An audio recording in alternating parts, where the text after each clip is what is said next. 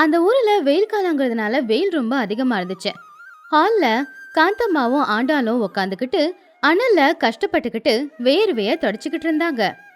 மார்க்கெட்டுக்கு போன ரமேஷ் கையில ஒரு கவரோட வீட்டுக்கு திரும்பி வந்தான். பாவம் வெயில்ல அவன் முகம் வாடியே போயிடுச்சு.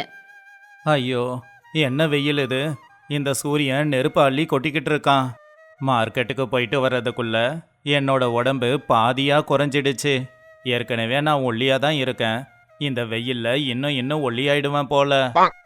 உனக்கு உடம்பு குறைஞ்சி என்னடா புண்ணியம்? எனக்கு குறைஞ்சாலாவது நல்லா இருக்கும். சரி, அந்த கவரை கொடு. என்னடா இது? தக்காளி வெங்காயமோ காய்கறி கடையில வாங்கிட்டு வந்தியா இல்ல தங்க கடையில வாங்கிட்டு வந்தியா? இத்தனோண்டு கவர் கொண்டு வந்திருக்க. இவ்வளோ பெரிய குடும்பத்துக்கு இத்தனோண்டு தக்காளி வெங்காயம் எங்க இருந்துடா பத்தோம்? தங்க கடையில இருந்து இல்லம்மா, நேரடியா வைர கடையில இருந்து வாங்கிட்டு வந்தியான்னு கேளு. அநியாயமா தக்காளி 100 ரூபாய், பச்சை மிளகா அநியாயம் கிலோ 200 ரூபாய். அட 50 ரூபாய்க்கு வெண்டைக்காவை கொடுன்னா 10 வெண்டைக்காய் எண்ணி தரான்.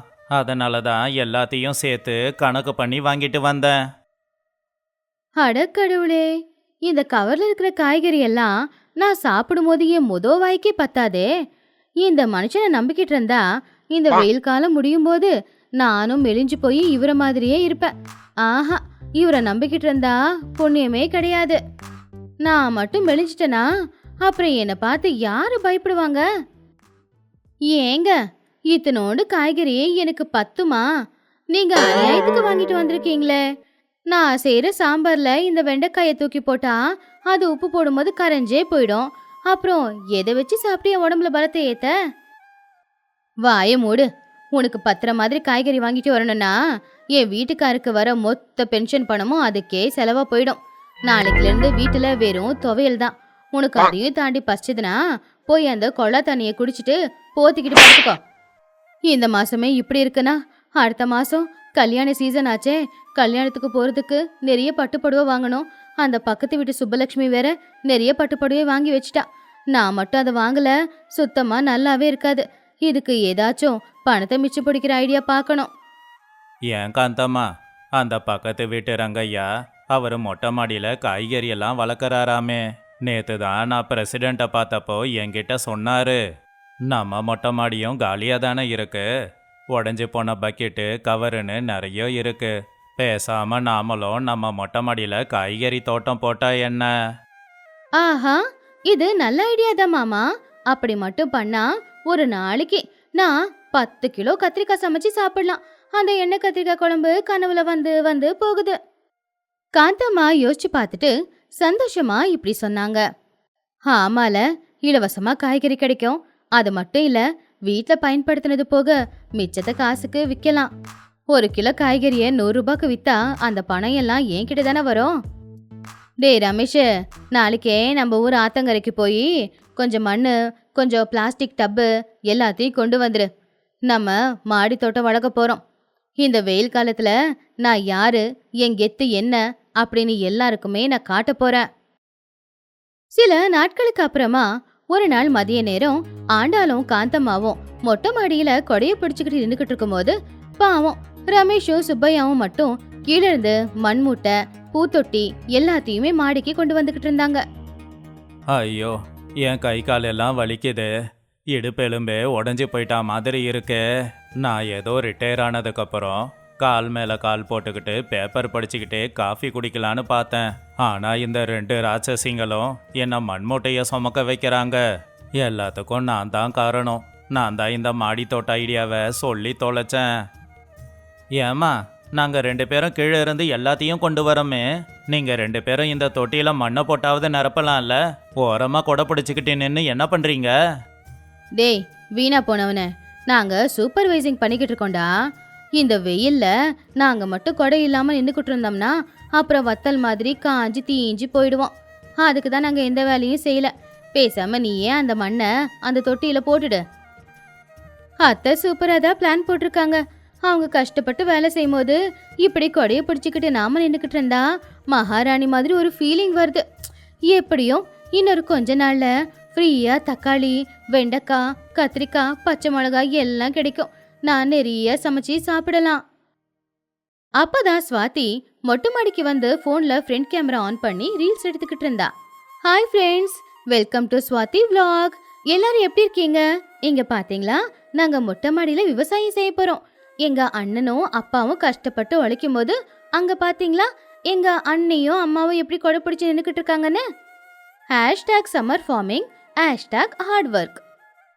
இது எல்லாத்தையும் பார்த்துட்டு இருந்த காந்தம்மா ரொம்பவும் கோவமா, ஏய் விட்டா போனுக்குள்ள பூந்துராத, இங்க வந்து இந்த மண்ணுல கொஞ்சம் தண்ணியே தெளி, அப்படி இல்ல அந்த போனை பிடுங்கி இந்த மண்ணுக்குள்ள போட்டு அப்படியே புதைச்சிடுவேன். 2 மாசத்துக்கு அப்புறமா சுப்பையா ரமேஷோட உழைப்புக்கு பலன் கிடைச்சிருந்துச்சு. அவங்க வீட்டு மொட்டை மாடியில நிறைய காய்கறிகளும் விளைஞ்சுது. மாடியில கொத்து கொத்தா காய்ச்சிருக்கிற தக்காளி, கத்திரிக்காய், வெண்டைக்காவை பார்த்து காந்தம்மா ரொம்பவும் சந்தோஷப்பட்டாங்க. ஆண்டாலும் அதை பார்த்து ரொம்பவும் சந்தோஷப்பட்டா. ஆனா ஆண்டாள் தினமும் ராத்திரி நேரம் எல்லாரும் தூங்குனதுக்கு அப்புறமா ரகசியமா மாடிக்கு வருவா. இருட்டுல அங்க இருக்கிற தக்காளி பழத்தை பறிச்சு அவளுடைய புடவையில நல்லா தொடச்சு அத சந்தோஷமா உட்காந்து சாப்பிட்டுக்கிட்டு இருந்தா. அடடடா, என்ன இந்த தக்காளி இப்படி இருக்கு, நல்ல இனிப்பா, ஜூசியா, புளிப்பா, ஆஹா அமிர்த மாதிரி இருக்கு. மார்க்கெட்ல போனா கிலோ 100 ரூபான்னு விக்கிறாங்க. இங்க நமக்கு ஃபுல்லா ஃப்ரீ தான். அத்தை வேற காலையில் எழுந்திரிச்சதும் எல்லா காய்கறியும் மார்க்கெட்ல கொண்டு போய் விக்கிறேன்னு சொன்னாங்க. அதுக்குள்ள நமக்கு தேவையான அளவுக்கு நாம சாப்பிடணும்ப்பா அப்படின்னு அவளுக்கு பிடிச்ச மாதிரி தக்காளியை அவ புடுங்கி சாப்பிட்டா. பக்கத்துல இருக்கிற இலசா இருக்கிற வெண்டைக்காவையும் புடுங்கி சாப்பிட்டா. இப்படி இருக்கும்போது காந்தம்மா தக்காளி எல்லாத்தையுமே எண்ணி பார்த்துக்கிட்டு, என்னடா ரமேஷ் இது, நேத்து சாயந்தரம் பார்க்கும்போது இந்த செடியில 10 தக்காளி தொங்கிக்கிட்டு இருந்துச்சு, இப்ப 5 மட்டும்தான் இருக்கு. நமக்கு தெரியாம நம்ம மாடிக்கு ஏதாவது பறவைங்க வருதா, இல்ல குரங்கு ஏதாவது வந்து இந்த தக்காளி பழத்தை சாப்பிட்டுடுதா? பறவையும் இல்லை குரங்கும் இல்லைம்மா. அதோ அங்கே ஓரமாக உக்காந்து தின்னுக்கிட்டு இருக்கே பெரிய மனித குரங்கு, அதுதான். அங்கே பாரு, தக்காளி வெண்டைக்கான்னு எல்லாத்தையும் வச்சு எப்படி தின்னுதுன்னு. காந்தம்மா திரும்பி பார்த்து ரொம்ப கோவமா ஆண்டாள் கிட்ட போய், ஏய் ஆண்டாளு, என்னடி இதெல்லாம், இருக்கிற எல்லா தக்காளியும் நீயே பறிச்சு சாப்பிட்டா நான் என்னத்தை விற்கிறது? நான் ஏற்கனவே சொல்லியிருக்கேன் இந்த காய்கறி சமைக்கிறதுக்கு இல்லைன்னு. ஆண்டாளு வாயில தக்காளியை வச்சு அதை மென்னுக்கிட்டே அப்பாவியா, வேற எதுக்கு அத்தை, காய்கறி விளைய வச்சது சமைக்கிறதுக்கு தானே. அதோ அந்த கத்திரிக்காய் இருக்கே, என்ன சமைச்சு சாப்பிடுன்னு என்ன கூப்பிட்டுக்கிட்டு இருக்கு. அது உன்னை கூப்பிடல, என்னதான் கூப்பிடுது. இந்த காய்கறி எல்லாம் நாம சாப்பிட்றதுக்கு இல்ல, வெளியில ஒவ்வொரு கிலோ காய்கறியும் 100 ரூபாய் 200 ரூபான்னு வித்துக்கிட்டு இருக்கு. இதை எல்லாத்தையும் கொண்டு போய் வித்தோம்னா நமக்கு எவ்வளவு பணம் கிடைக்கும். நாளைக்கு காலையில நம்ம வீட்டுக்கு வெளியில இந்த காய்கறியை விற்க போறேன், இதுதான் ஃபிக்ஸ். அட கடவுளே, என்ன எங்க மாமியார் மொத்த காய்கறியும் பணமா மாத்துறதுக்கு ஐடியா போட்டுக்கிட்டு இருக்காங்க. இது மொத்தத்தையும் கொண்டு போய் ஊர்ல எல்லாருக்கும் வித்துட்டாங்கன்னா அப்புறம் இத்தனை நாளா நான் காத்திருந்ததுக்கு என்னதான் இருக்கு? எப்படியாவது இவங்க வியாபார ஐடியாவை தடுத்து நிப்பாட்டியே ஆகணும். அடுத்த நாள் காலையில அவங்க வீட்டுக்கு முன்னாடி சின்னதா ஒரு ஷெட்டு. அந்த ஷெட்டுல காய்கறி எல்லாத்தையுமே அழகா அடுக்கி வச்சிருந்தாங்க. ஒரு போர்டு இருந்துச்சு, மாமியார் மருமகள் வெஜிடபிள் சூப்பர் மார்க்கெட், பேரம் பேசாதீங்க, பேசினாலும் புண்ணியம் இல்லைன்னு. காந்தம்மா ஆண்டாளு 2 பேருமே அந்த கடைக்கு முன்னாடி பந்தாவா உக்காந்துக்கிட்டு இருந்தாங்க. அப்பதான் அந்த ஊரோட பிரசிடென்டான சத்யா அங்க வந்தாரு. என்னம்மா காந்தம்மா, ரிலையன்ஸ் ஃப்ரெஷ்ஷுக்கு ஆப்போசிட்டா ஃப்ரெஷ்ஷான காய்கறி கடை தொடங்கி இருக்கீங்க போலயே, சந்தோஷமா இருக்கு. சரி, இன்னைக்கு தானே ஓப்பனிங்கு, கத்திரிக்கோலை கொடுங்க, ரிப்பனை வெட்டுறேன். வாங்கய்யா பிரசிடென்ட் ஐயா, உங்க கையால ஆரம்பிச்சிங்கன்னா எங்க வியாபாரம் உண்மையிலேயே ரொம்ப நல்லா தான் நடக்கும். வந்து ரிப்பனை கட் பண்ணுங்க. காய்கறி எல்லாம் நல்லா இருக்கு, ஆனால் நம்ம ஊருக்காரங்களுக்கு ரேட்டை பார்த்து கொடுங்க. சரி, போனியை நான் பண்ணுறேன். இந்த தக்காளியில் 1 கிலோ எனக்கு கொடுங்க. இதோ கொடுக்குறேங்க ஐயா. ஆனா இது ஆர்கானிக் டொமேட்டோ, அதாவது வெளியில கிலோ 100 ரூபானா நாங்க 120 ரூபாய்க்கு விற்கிறோம். உங்களுக்குன்றதுனால 100 ரூபாய் கொடுங்க போதும். கிலோ 100 ரூபாயா? நான் இந்த ஊரோட பிரசிடென்ட்டு, ஏதோ ஃப்ரீயாக கொடுப்பீங்கன்னு பார்த்தா மார்க்கெட்டு விலையை விட அதிகமாக கேட்குறீங்களே. தக்காளியும் வேண்டாம், கத்திரிக்காவும் வேண்டாம். அப்பாடா, பிரசிடென்ட் எஸ்கேப் ஆயிட்டாரு. இப்படியே இன்னைக்கு எல்லாரும் வந்தவங்க எல்லாரும் காய் வாங்காம இருந்தாங்கன்னா மொத்த காயும் அதுக்கப்புறம் எனக்கு தான் சொந்தம். ஹாய் ஃப்ரெண்ட்ஸ், எங்க அண்ணியும் எங்க அம்மாவும் சேர்ந்து ஆரம்பிச்சிருக்கிற இந்த வெஜிடபிள் ஷாப்க்கு நீங்க எல்லாரும் வந்து வெஜிடபிள்ஸ் வாங்கிட்டு போகணும்னு நான் கேட்டுக்கிறேன். கீப் வாட்சிங். உனக்கு இதை விட்ட வர வேலையே இல்லையா? இப்ப நீ கூப்பிட்டா எல்லாரும் வந்துருவாங்களா? பாக்குறேன். இத்தனை பேருக்கு சொல்லிருக்கியே, எத்தனை பேர் வந்து தக்காளி வாங்கிட்டு போறாங்கன்னு. என்ன காந்தம்மா, ஏதோ துணி கடையில உட்காந்துக்கிட்டு இருக்கிற மாதிரி பட்டு புடவையை கட்டிக்கிட்டு காய்கறி வியாபாரத்துக்கு வந்திருக்க. புதுசா தான் இருக்கு. சரி, இந்த தக்காளி 1 கிலோ எவ்வளவு? மார்க்கெட்ல 1 கிலோ 100 ரூபாய் தானே தக்காளிக்கு. ஆனா இது எங்க வீட்டு மொட்டை மாடியில ஆர்கானிக்கான உரத்தை போட்டு நல்ல தண்ணியை ஊத்தி விளைய வச்சது. அதனால சும்மா கொடுக்க முடியாதுல. 1 கிலோ 120 ரூபாய். என்னது, 120 ரூபாவா? மாடியில விளைஞ்சா என்ன? அதுக்கு என்ன தங்க முலாமா பூசி விற்கிறீங்க? சாதாரண தக்காளி தானே, இதுக்கு இந்த ரேட்டு ரொம்ப அதிகம். சரி சரி, அந்த கத்திரிக்காய் கிலோ எவ்வளவு? கத்திரிக்காய் கிலோ 80 ரூபாய். என்னது, 80 ரூபாவா? இது பகல் கொள்ளையா இருக்கு காந்தம். ஒன்று பண்ணலாமா? என்கிட்ட பழைய புளி இருக்கு, நான் பழைய புளியை கொடுக்குறேன். நீ அதுக்கு பதிலாக இந்த கத்திரிக்காயை கொடுக்குறியா? நீ கொடுக்குற பழைய புளியை வச்சு நான் என்ன பண்ண போறேன்? பணம் இருந்தா கத்திரிக்காயும் தக்காளியும் வாங்கிட்டு போ, இல்லைனா உன் வழியை பார்த்துக்கிட்டு போ. ஐயோ, இந்த கடையும் வேண்டாம், இந்த பேரமும் வேண்டாம், மார்க்கெட்டுக்கே போய் வாங்கிக்கிறது நல்லது. வாங்கம்மா போலாம். அப்படி 2 பேரும் ரொம்ப கோவமா அங்கிருந்து போயிட்டாங்க. அப்பாடா, வந்த 2வது ஆளும் வேண்டான்னு சொல்லி போயாச்சு. எப்படியோ இன்னைக்கு நாள் பூரா வரவங்க இந்த வேலையை பார்த்து வேண்டாம் வேண்டான்னு சொல்லி போகட்டும். நைட்டுக்கு எண்ணெய் கத்திரிக்காய் குழம்பு செஞ்சு சாப்பிட்டுடுறேன். அன்னைக்கு சாயந்தரம் நேரம் ஆச்சு. நாள் பூரா உட்காந்துருந்தாலும் ஒரு காய் கூட விற்கவே இல்லை. சுப்பையாவும் ரமேஷும் அங்க வந்தாங்க. காந்தம்மா ரொம்ப சோர்வா உட்காந்துக்கிட்டு இருந்தாங்க. என்னம்மா காந்தம்மா, காலையிலிருந்து ஏதாவது வித்தியா இல்லை ஊர்க்காரங்க கிட்ட சண்டைய போட்டு அனுப்பி வச்சியா? நாம ஊர்ல இருக்கிறவங்க யாருக்குமே இந்த காய்கறி வாங்குற தகுதியே இல்லைங்க. பேரம் பேசிட்டு போயிட்டாங்க. நாளைக்கு பாருங்க, பக்கத்தூர்ல இருந்து வந்து வாங்கிட்டு போவாங்க. வருவாங்க வருவாங்க. நீ கல்லா பெட்டி நிறைய பணத்தை போட்டுக்கலாம். முதல்ல அந்த தக்காளி கூடையில 1 கிலோ தக்காளியை காணோம், என்னன்னு பாரு.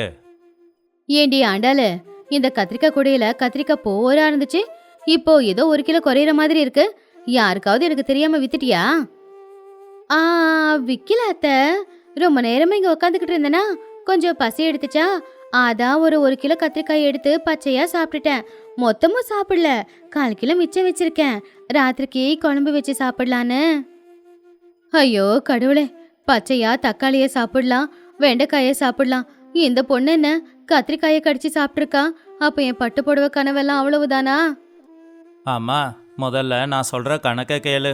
நாம மொட்டை மாடியில் செடி வளர்க்குறதுக்காக டப்பு மண் விதைன்னு மொத்தமாக 3000 ரூபாயை செலவு பண்ணியிருக்கோம். மேலே ஏறி இறங்குனதுல எங்கள் 2 பேருக்கும் இடுப்பு வலி கால் வலி, டாக்டர் ஃபீஸு 2000 ரூபாய், மொத்தம் 5000 செலவாயிருக்கு. சரி, செலவு 5000, ஆனா லாபம் எவ்வளோ வந்துச்சு? நாம மொத்தமாக இங்கே கொண்டு வந்து வச்சிருக்கிற காய்கறியோட விலையே 1000 ரூபாய் தான். ஆனால் அதில் ஒரு காய் கூட விற்கல. அதில் பாதியும் உன் மருமகளே சாப்பிட்டுட்டா. அப்படி பார்த்தா 5000 ரூபாயும் நஷ்டம்தான். இந்த வியாபாரம் ஃப்ளாப் ஆயிடுச்சுமா. அதை கேட்டதும் நெஞ்சு பிடிச்சுக்கிட்டு சாந்தம்மா அப்படியே கீழே உட்காந்துட்டாங்க. என்னதுடா 5000 ரூபாய் லாஸா? அப்படின்னா என் பட்டு புடவை கனவு வீணா போச்சா?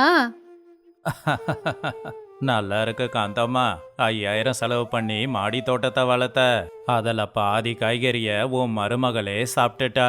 ஆக மொத்தம் இந்த மாமியார் மருமகளோட காய்கறி கடை முழுசா ஃப்ளாப் ஆயிடுச்சு. கடையை மூடிட்டு வீட்டுக்கு வா. பரவாயில்ல விடுங்க மாமா, இதே காய்கறியை நம்ம வெளியில வாங்க எவ்வளவு செலவு பண்ணணும்? இப்போ செலவே பண்ண வேண்டாம், எல்லா காய்கறியும் நம்ம மாடி தோட்டத்துல இருக்கு, அதை நாம சமைச்சு சாப்பிடலாம். அதை கேட்டு காந்தம்மா சோகமா ஆண்டால பாத்துக்கிட்டு இருக்கும்போது சுப்பையா மட்டும் சிரிச்சுக்கிட்டே இருந்தாரு. கடைசியில இந்த வெயில் காலத்துல காய்கறி வித்து பட்டு புடவை வாங்கி கல்யாணத்துக்கு கட்டிக்கிட்டு போலான்னு நினைச்ச காந்தம்மாவோட கனவுல மண்ணு விழுந்துருச்சு. கடைசியில நம்ம ஆண்டால நினைச்ச மாதிரி காய்கறி எல்லாத்தையும் போட்டு வீட்டுல எல்லாருக்கும் சமைச்சு கொடுத்ததுதான் மிச்சம். இதுதான் இன்னைக்கான கதை. இன்னொரு நல்ல கதையோட உங்க எல்லாரையும் சந்திக்கிற வரைக்கும் நன்றி, வணக்கம்.